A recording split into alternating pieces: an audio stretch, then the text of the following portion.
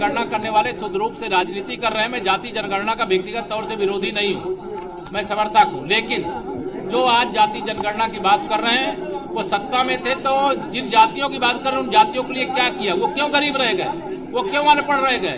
वो क्यों रोजगार से विहीन रह गए? उनका जीवन स्तर क्यों नहीं सुधरा? उसका अगर कोई अपराधी है तो सपा बसपा कांग्रेस। न्यायपालिका को मानने वाले लोग हैं हम लोग, और न्यायालय पे पूरा भरोसा है, और हम लोगों ने अपनी बात को रखा और हमें न्याय मिला है, बेल मिला है। तो इस फैसले का हम लोग सब लोग जो है स्वागत करते हैं। लेकिन ये सब तो जान ही रहे हैं कि पूरे देश में जो है क्या हो रहा है। जो भी सच बोलता है, जो भी जनता की आवाज़ को उठाता है, जो भी सवाल पूछता है सरकार से, मौजूदा सरकार से, तो कार्रवाई तो हो ही जाती है। आप बीजेपी में रहिएगा तो आप पे सारे दाग जो है धुल जाते हैं, और अगर खिलाफ रहिएगा तो आप चाहे कोई भी हो, आप पे कार्रवाई होती है। तो वो हो ही रहा पूरे देश में। बात एक बोलता हूं, ये देश में जो सबको वोटिंग का हक मिला,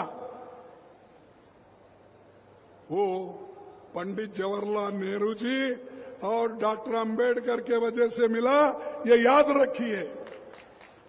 जो अडल्ट फ्रेंचाइज है, जिसकी उम्र उस वक्त 21 थी, आजादी मिलने के बाद सभी 21 वर्ष के पुरुष हो या महिला हो, उन सबको वोटिंग का अधिकार मिला। अमेरिका में आजादी मिलने के कई सालों को बाद महिलाओं को वोटिंग मिला, यूके में मिला, फ्रांस में मिला, कई सालों के बाद। या जिस दिन संविधान तैयार हुआ उसी दिन महिलाओं को वोटिंग का अधिकार मिला, दलितों को मिला, पिछड़े को मिला, सबको मिला। मिला या नहीं?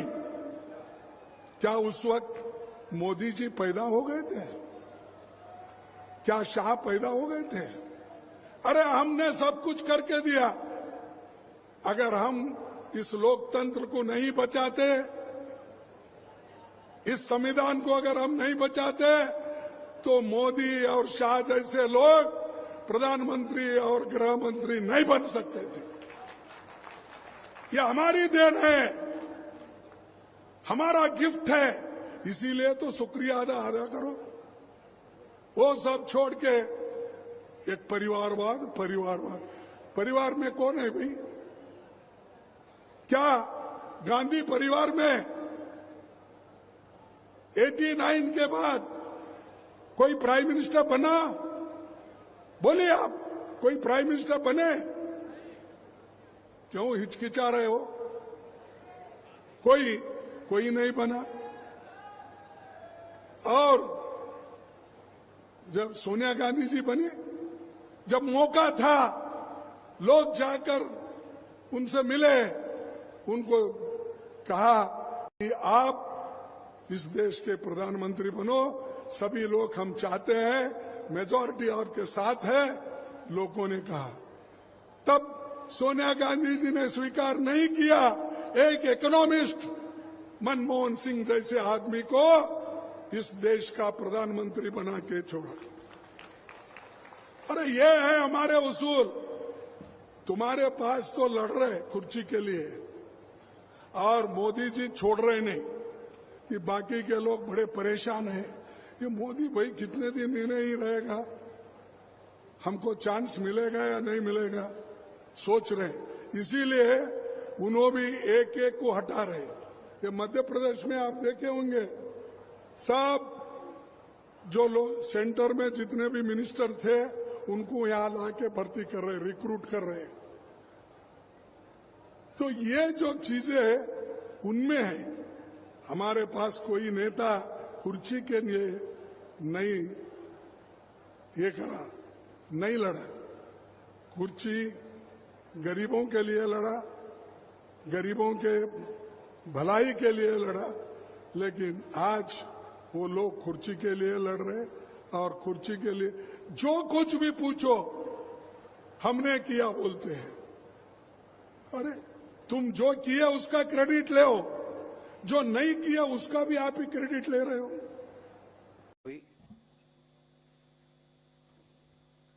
पहला निर्णय जो अगर आपको ज्ञात हो, पहले रक्षाबंधन और ओणम के अवसर पर एक बड़ी घोषणा उस समय रसोई गैस के सिलेंडर में 200 रुपए की कीमत की कटौती करके की थी।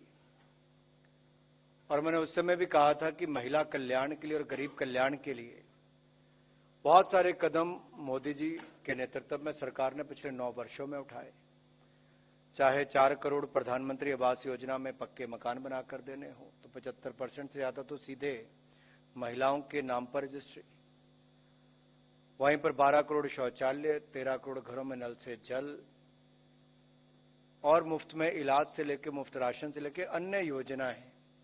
लेकिन उसमें एक बहुत बड़ी योजना जिसने एक बहुत बड़ा बदलाव उनके स्वास्थ्य से लेकर उनके रोजमर्रा की जिंदगी के ऊपर किया था, वो था उज्ज्वला योजना।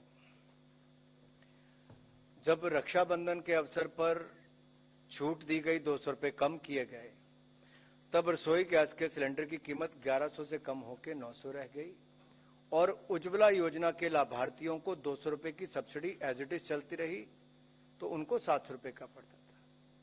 आज से जो घोषणा हो रही है उसमें उज्ज्वला के लाभार्थी जो बहनें हैं उनको 200 रुपए की बजाय अब 300 रुपए की सब्सिडी मिलेगी। 200 से बढ़ाकर 300 कर दिया गया है। करोड़ों बहनों को एक बार फिर प्रधानमंत्री नरेंद्र मोदी जी की ओर से एक बड़ी राहत मदद के रूप में उनको आज का ये निर्णय किया गया है। दूसरा, मैं इंडियन नेशनल कांग्रेस की तरफ से सिक्किम में जो क्लाउड बर्स्ट हुआ है उसमें 23 जवान मिसिंग है। हम भगवान से प्रार्थना करते हैं कि वो जल्द से जल्द सुरक्षित लौट आए। हमारी यही प्रार्थना है। ये दीक्षांत समारोह सब इंस्पेक्टर बैच संख्या 20 इस मौके पर आपके बीच में आकर बहुत ही प्रसन्नता हुई है। सर्वप्रथम मैं परेड में शामिल जवानों के आदरणीय माता पिता को बधाई देता हूं।